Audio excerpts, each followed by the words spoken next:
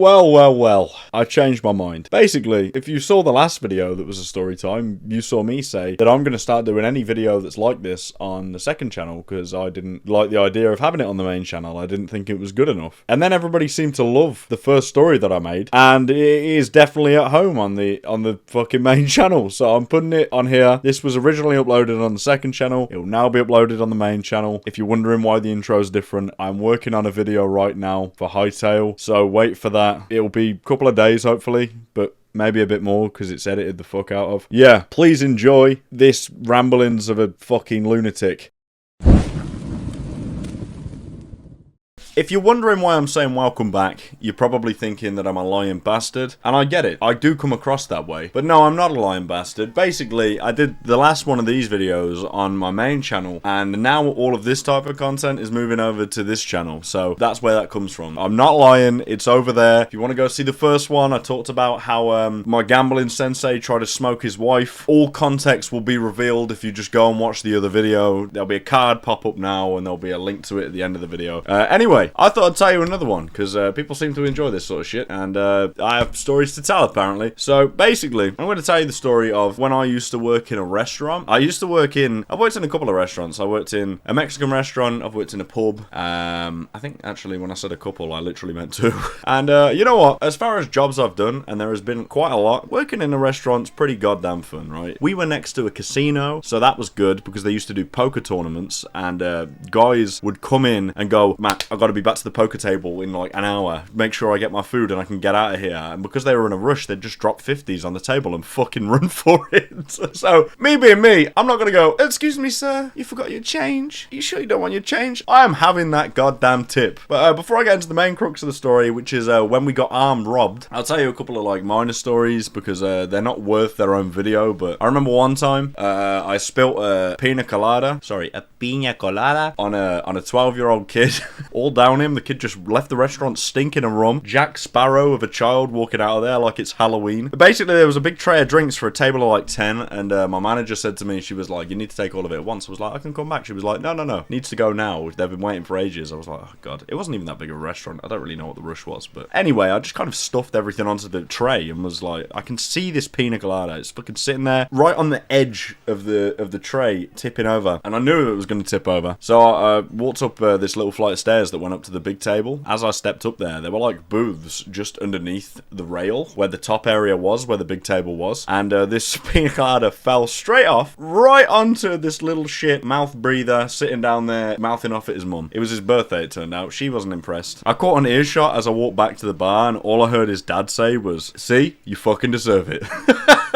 Yeah, it was just a chill place to work. We had these people. Let's call again. Let's change the names. So Marcus and Sierra. Marcus and Sierra were a couple, and Marcus was this tiny little skinny dude, and Sierra was this large woman. It was like, how I describe this to people. She wasn't large like fat. She was just like large, like she had real wide hips. Squidward eating too many Krabby Patties wide hips. It was.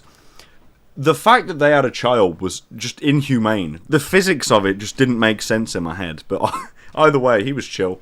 Not really. He used to just go fucking crazy and throw shit at you and get pissed off.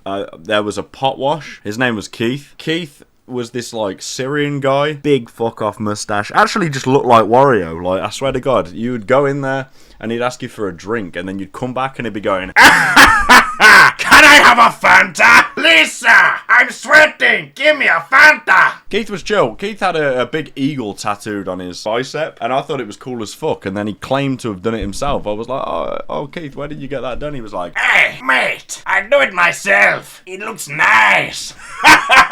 Sorry, the Wario voice just escapes me. The Wario voice talks to me like the Green Goblin mask, I swear to God. So anyway, chill people, chill vibe. We were like the worst restaurant ever. Terrible restaurant, I swear to God. Reviews, awful. Remember there was one guy that used to call up every day and say that he needed us to pay him like £150 to valet his car because he ate one shrimp leg and threw up all over the inside of his BMW. The main crux of this, we were there one late night cleaning up. We used to have these big trays of cutlery and we'd bring them out. Small seats by the bar area. We'd just put a tray of cutlery down and we'd polish the cutlery and we make up these little boxes that go on the table. Whatever. It's just one of those standard things you do at the end of every night where you're closing up after you clean the tables. And the chefs used to prop the back door open, the fire exit door, because it was easier for them to take the bins out. But how the fire exit worked is you walk through and go left and there was another door and that would lead you to the kitchen, or you could go right and left and that would lead you to the bar and upstairs where the office was and shit like that. Whoever came up with the ingenious idea of leaving that door open deserves a medal as big as a dustbin lid. I swear to God. Anyway, I remember standing there and I was talking to Harvey, who would soon be my supervisor, by the way, who was pretending to be Wolverine with steak knives in his fingers, wet steak knives. And he was going, ha, look at these. It was almost Wario again. And I literally looked, just like leaned back slightly to look over his shoulder because I heard like something and it was a girl shout. The barmaid that we had, she was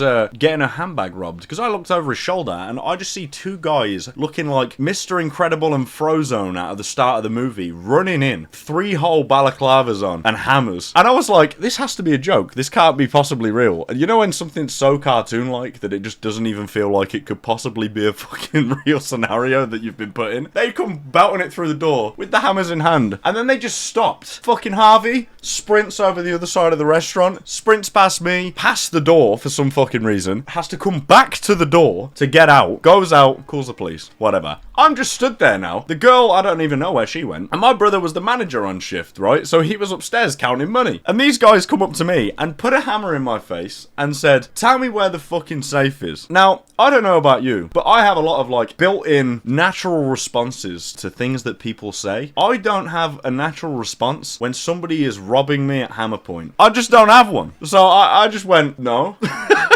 I don't know why adrenaline didn't spike or anything. I was just like, no. Which I then, by the way, later got called a fucking idiot for by my management because they were like, you know all the cash is insured. Are you fucking stupid? I was like, well, it wasn't my intention to say no. They just ran up to me and asked me the question and I said no. It was my natural response. Not, oh yeah, here it is. But anyway, you would expect at that point that it would escalate, that it would get more violent. Did it fuck? The guy that had the hammer in my face just turned to me and went, well then get the fuck out. Shouted at me, get the fuck out. I was like, what was the point in having the hammer in the first place if you're just going to tell me to leave? So I walked out leisurely and called the police. What a fucking moron. There was a guy in there that was our friend that was trying to de-escalate the situation. Actually, I remember where that girl was now. She was stood behind him. I walked out and called the police. Fuck knows where Harvey was. He just disappeared into the night. No idea. This must have been midnight, 1 a.m., something like that. We were cleaning. Deep cleaning. It's pitch black. He's just gone. Because we see the guys, there's like a low window outside. We see the guys run out the back door again. And at that point, what do? We just went back in. Then my brother comes down from the office, being none the wiser, even though he's got a monitor with a camera on it right next to him. Comes downstairs, walks in and goes, what the fuck's going on in here? He just started shouting. I was like, what do you mean? It's like, well, why the fuck's nobody working? We just got arm robbed. Then he went, oh.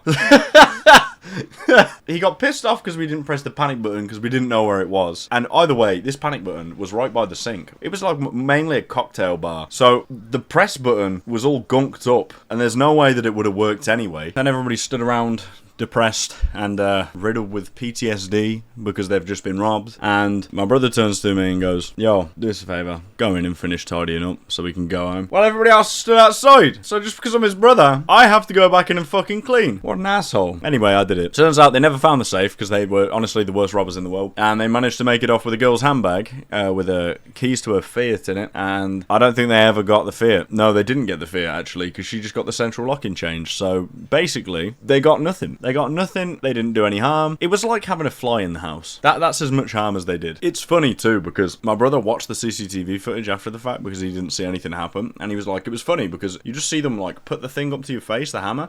By the way, let's just go into the hammer, right? It was like, it looked like a rubber mallet. In my head, remembering back, wooden handle, big rubbery head. Looked like it could have been on a nightstand. But no, hammerhead. It was for driving in tent pegs, I think. But he decided that was his goddamn weapon of choice.